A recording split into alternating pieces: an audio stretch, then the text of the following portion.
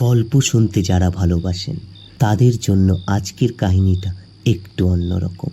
আজকের গল্পে আমরা এমন এক গ্রামের কথা বলবো যেখানে তালপুকুরের জলে ঘটছে অদ্ভুত সব ঘটনা। অন্ধকার নেমে এলে মানুষ সেখানে যেতে ভয় পায়, কারণ বহু বছর ধরে গ্রামের মানুষ বিশ্বাস করে আসছে সেই পুকুরে রয়েছে এক প্রাচীন ভৌতিক আত্মা, যে কাউকে একবার ধরে ফেললে আর ছাড়ে না। তো চলুন শুরু করা যাক আজকের গল্প, ভূতের তালপুকুর। এই গল্পটা এক ছোট্ট গ্রাম ঘিরে। সেই গ্রাম অনেক পুরনো, যেখানে এখনো বিদ্যুতের আলো ঢোকেনি। সন্ধে নামতেই আধারে ঢেকে যায় সবকিছু। গ্রামের এক পাশে রয়েছে বিশাল একটা তালপুকুর, যার বয়স কয়েকশো বছর। গ্রামের বয়স্ক মানুষরা বলে এই পুকুরে এক সময় গ্রামের জমিদারদের স্নান হতো, কিন্তু এক রাতে জমিদার পরিবারের এক কন্যা রাজকুমারী অদৃশ্য হয়ে যায় পুকুরের জল থেকে। সেই থেকে এই পুকুরে গেলে আর কেউ ফিরে আসে না।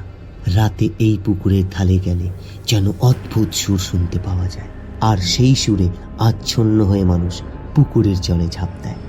এরপরেই তাদের আর খোঁজ মেলে না। গ্রামের মানুষরা জানে এই পুকুরে শুধু জল নয়, এর গভীরে লুকিয়ে আছে এক মর্মান্তিক রহস্য। এখন আসি গল্পের আসল চরিত্রের দিকে। যুবকের নাম বিকাশ। সে খুব সাহসী আর যুক্তিবাদী। সে বিশ্বাস করে না কোনো প্রকার ভৌতিক কাহিনী। শহর থেকে সে তার দাদুর কাছে আসে কিছুদিনের জন্য।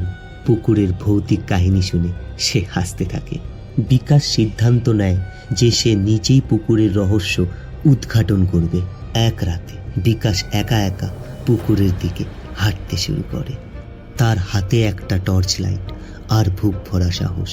তার চোখে ভয় নেই, তবে মনের গভীরে তার একটা অস্বস্তি কাজ করছে, কারণ গ্রামের বৃদ্ধ যে তাকে সতর্ক করে দেয়, এই পুকুরের ধারে রাতে যাস না বাবা, ফিরবি না এই বলে।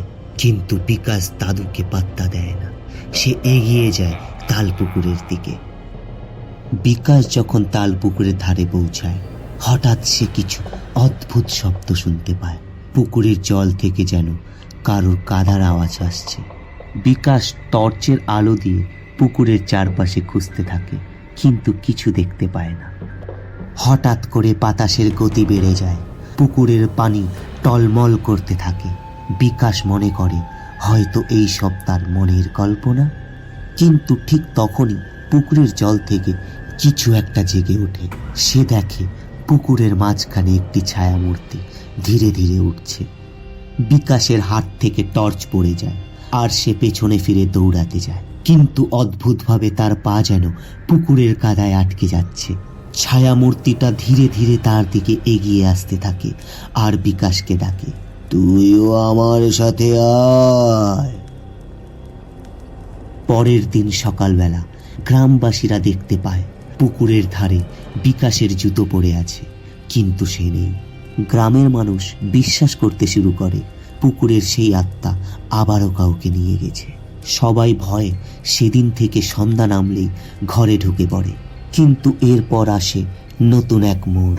বিকাশের এক বন্ধু শুভ, যিনি পুলিশে চাকরি করে, সে গ্রামের কাহিনী শুনে তদন্ত করতে আসে।